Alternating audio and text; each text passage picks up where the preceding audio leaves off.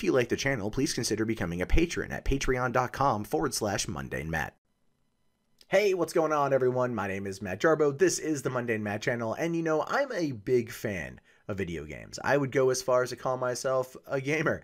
Yeah, considering the fact that I buy a lot of new games as they come out, and I play quite often, and I'm not as active as I should be in maybe, let's say, going to the gym, but I'm pretty active and kicking some ass in Wolfenstein 2. And as a result of that, like, I just have been a fan for years. And it's one of the reasons, one of the things that keeps me coming back often, time and time again, is not only the interactive, immersive experience, but the fact I get to hang out with my friends who now live across the country and in some cases across the world, and people I don't get to see every single day. This allows us to get together and still have that bond, that connection that is so easily broken the older you get when it comes to, well, life in general. But one of the things you hear a lot about from those naysayers, we heard this a lot when I was a kid, is like when the SNES was out, everyone's like, careful, you're going to get addicted to video games, right? You always heard that, right? That if you play too much, you're going to get addicted. You're never going to go get a job. You're never going to do anything with your life. You're just going to be sitting on your ass playing the video games all day long. Well, hey, truth be told, I play lots of video games, and I run, I mean, I guess you could say a successful small business. This is my job. This is my career. And to be fair, a lot of it was brought about by the fact that I love games and gaming, and I've talked about gaming news, and I've been involved in things like Gamergate, right? Those are elements that have brought me to where I'm at. So I completely disagree with that general statement, and apparently other people might too when it comes at least to the argument about video game addiction and whether or not you actually can be. So it says here that being hooked on video games isn't necessarily an addiction. And that's something I feel is good for breaking the stigma of trying to tackle that nonsense when it comes to shaming gamers. We've seen this stuff for years. You guys know what I'm talking about. So it says here that too much of a good thing can be bad for us, which I'm not going to disagree with. Too much masturbation just really wrecks me for the day. Also, too many rock stars. Those will kick my ass too. But everything's fine in moderation. One of these and a quick wink, I'm good. I'm good. Anyway, while video games can be great for bonding with other people you're playing with and also improve your skills in coordination, problem solving, and memory, some people become completely hooked on gaming and rarely do anything else. And some people earn millions of dollars a year doing that. So, I just want to put that out there. In the Diagnostic and Statistical Manual of Mental Disorders, or DSM-5, an internet gaming disorder is listed as a condition of further study, meaning it has potential to be a diagnosable disorder, but more research is needed. And that's actually really good at destigmifying games, because a lot of people out there just make that claim all willy-nilly. Oh, you put in 100 hours into Skyrim, you addicted to the video games. You should be following that addiction and put it into Christ. Something that my old pastor would have told me. But no, I mean, people out there, they want to substitute one vice or one thing for another. People who like gaming for a multitude of reasons. And people game now apparently everywhere. Not only can you do it on your mobile device, you have the Switch, there's a new Xbox One X coming out this next week. It's the holiday season for games right now. You know, people can game on pretty much anything. And it really does boil down to how much time you spend. But whether or not something is considered an actual physical addiction is still needs to be further researched. So it says here, to be diagnosed with internet gaming disorder, someone must show 5 out of the 9 following signs. I'm gonna be perfectly honest here. I'm gonna see how I stack up to this. All right, preoccupation or obsession with games. No, I've never had a preoccupation or an obsession. There are games that I have played excessively, like Grand Theft Auto 4, which I did put in about probably 500 hours in, just having fun. I love that damn game. Withdrawal symptoms when not playing. No, I don't have that either. You know, I like to play. There's times I get upset if I set time aside for it and then that doesn't get to happen. I get a little bit frustrated, but not like I ever freak out and break something. Buildup of tolerance, so more time is needed to play games for satisfaction. No, that's actually decreased over years. Yeah, for me, it's actually decreased. Probably because I run a small business and I have to always be working. So I look at gaming as a relaxation, like an R&R situation. And so the time I dedicate to that, well, yes, is frequent, is also not enough for me to feel like I'm not getting enough playtime. You know, maybe an hour here, an hour there, 2 hours, 3 hours, you know, whatever. Then that's definitely something. You know, like last night I was up until 3 o'clock in the morning trying to beat Wolfenstein the new Colossus, and you know, that was basically that point in time a final push to finish it. But at the end, I felt satisfied enough to, you know, go to bed and not start something new. Attempts to stop playing have failed. No, that's never been a problem. As evidenced by the fact I have so many unopened games. Just like so many PC gamers have insane Steam libraries of stuff that they're never, ever, ever going to play. It's almost a point of pride to some extent in that regard. No interest in other activities. There's times where my interest wanes, you know, and I'd rather be playing a game than doing something else. That is actually a fear of mine for going into being a father. Is my free time is now going to be challenged and changed due to having a little one in just a couple weeks, you know. And so, like, how am I going to make it work? How am I going to divide up my work day and my being a father and then also playing games? Like, how is it going to play out? But these are things that are just going to have to work themselves out naturally, and trying to force it is never going to work, period. Continued overuse, even though negative impacts are understood. No, but then again, at the same time, I'm not as active as I should be. You know, there's times where I don't want to go to the gym, but at the same time, where I live, the nearest gym is about 18 miles away, or 18 minutes away. So it's like the drive there. Like, I could just play a game and then, you know, walk around the house a few times. So that's a bit of a problem. Lying about time spent gaming. I've never lied about time spent gaming. I think the fact that I didn't really date much when I was in my 20s had a lot to do with the fact that I was playing games at night with friends. So I never lied about it. Doesn't mean I wasn't ashamed of it. Just means I never lied about it. Using games as a way of relieving anxiety or guilt? No, I just jerk off for that. Careers, relationships, and opportunities being jeopardized because of games. Maybe some relationships. But again, it's mostly just because that's what I spend my nights doing with my friends. But it says here that it might not be possible to be addicted. According to a new study from Cardiff University, it may not actually be possible to be addicted to video games, at least not in the way we currently understand what addiction means. And that's good. Again, you want to take away the stigmatization from games and you know, treat it as more of a hobby, where there are people that can become addicted. And a lot of people bring up the gambling addiction as a thing, and they try to associate that with loot boxes right now. There's been no conclusive study on that whatsoever. It's just, you know, a lot of that's just hyperbole and opinion getting masqueraded as fact. But it says here that the researchers asked 2,316 people over 18 years old who regularly play games online to fill out a questionnaire about their health and lifestyle. Only 9 of the participants fit the criteria for an internet gaming disorder. When they were questioned again 6 months later, none of them met the requirements for the diagnosis, meaning priorities change. Your gaming habits, your gaming, I guess you could say sessions, those things, they change over time. They're like a river. It ebbs and flows depending on what's going on in your life. And again, I think that's true for just about anything. 3 participants in total fulfilled 3 of the internet gaming disorder criteria after 6 months, but none of them reported being distressed about their habit. Yeah, because it's, you know, there's always new shit coming out. That's something I would agree with on.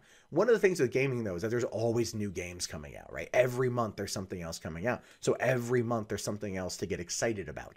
That is something to consider. Saying here, we didn't see a large number of people with clinical problems, said social and environmental psychologist a researcher at Cardiff University, Netta Weinstein. The study's results suggest that it's not clear how many resources should go to gaming addiction compared to other addictions like drugs. No, drugs like opioid crisis, way, way, way, way worse. Because that puts a chemical in your system. It doesn't like just, you know, either create endorphins or cortisol. You know what I mean?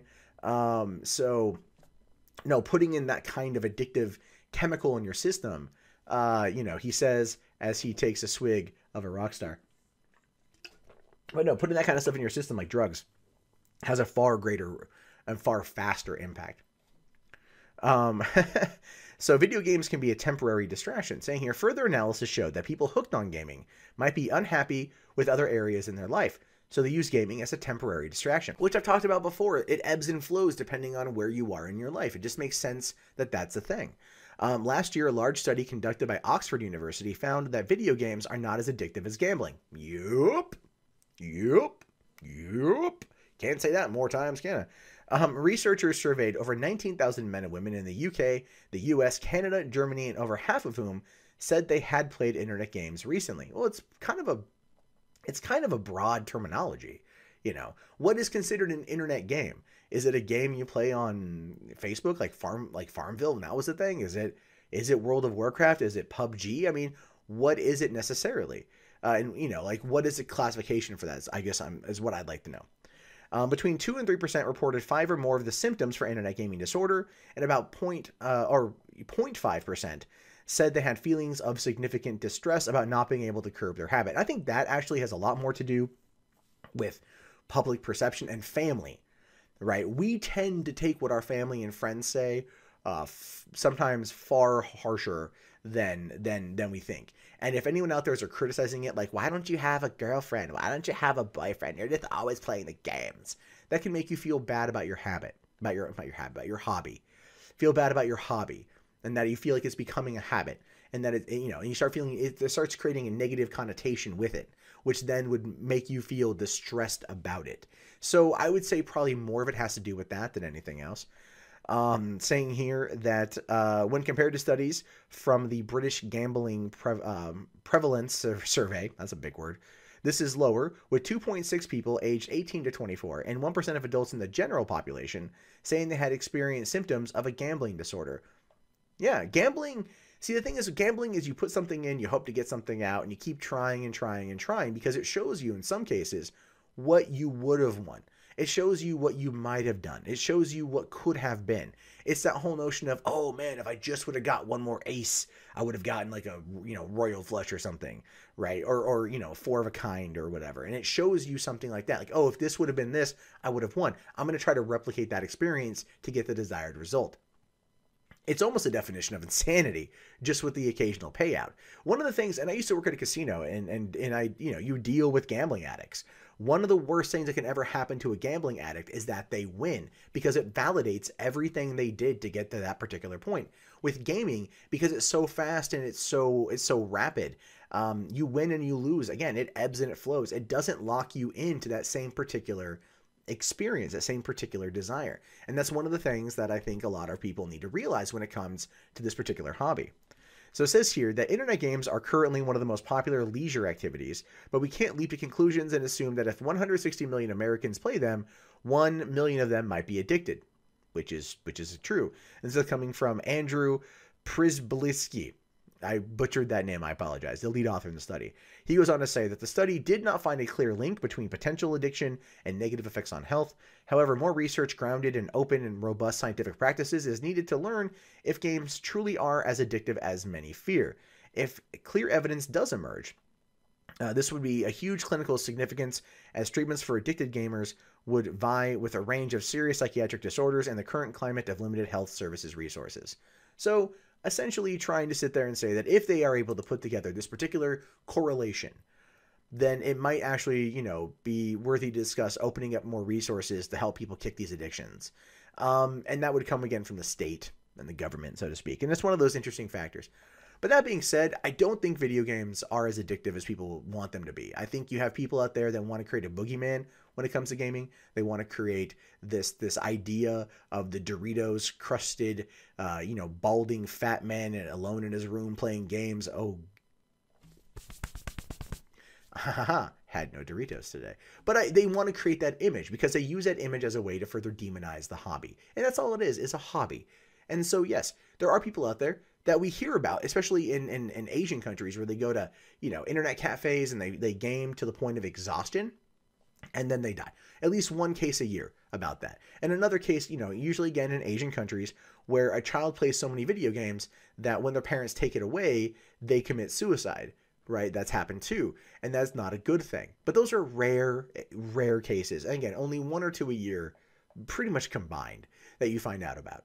And a lot of it has to do with just also managing expectations and parents managing expectations of the time being spent with these particular items. That's how you curb any kind of internet gaming addiction. It's when they're left to their own devices and their parents, and I do put a lot of this on the parents, and the parents don't engage them otherwise or try to broaden their horizons for other hobbies or other interests. Not saying that you should be ever ashamed of wanting to play games, but I think a lot of that boils down to the parents, and that would help curb a lot of these issues going forward. That being said, if people are going to wonder, am I going to let my daughter play video games? Absolutely. Absolutely. I'm very much looking forward to the day she gets into something like Call of Duty. she gets into something like Halo, especially Halo. I love Halo. I've loved Halo since I first saw it, in 2001. I was one of the first people in the world to ever play Halo at E3 2001 when Xbox was just coming out. They had a small booth in the back corner. No one was there, and I got to play CTF on Blood Gulch. I've been a Halo fan for a long time now, coming up on just under 2 decades. And that is something I would love to share with my daughter. Not only the gameplay, but the stories, the lore, the books, all that stuff. And I feel that's one of the coolest things about gaming. Gaming, if anything, is the great equalizer. It allows us all to come into something and all experience it in the same way. And it's really unfortunate that so many people out there, especially so many social justice warriors and regressive leftists, try to attack a hobby that is meant to build bridges as being a way of alienating others and trying to discriminate against other people depending on their race and their religion and their gender identity, when really gaming is about coming together and just having fun and playing. And that is the idea I want to espouse to my daughter. That is what I want to teach my daughter when she's old enough, to finally start dropping down some F-bombs while icing noobs in PUBG. You know what I mean? Because, no, I'm not going to be against her swearing when playing a game. Because I'll be right there next to her, also swearing excessively while I'm getting my ass handed to me. Probably by her. Hey guys, that wraps up this video. If you'd like to leave a comment, please do so below. I love to read your guys' input. Be sure to hit that thumbs up button. It really does help me in the YouTube algorithm. If you want to support the channel, there's the Amazon affiliate store, there's PayPal, there's Patreon, there's Bitcoin. And if you're bored and you want something else to watch, check out 3 Buck Theater up here. My name is Matt Jarbo. I will talk to you guys later. Have yourself a wonderful day. Peace out.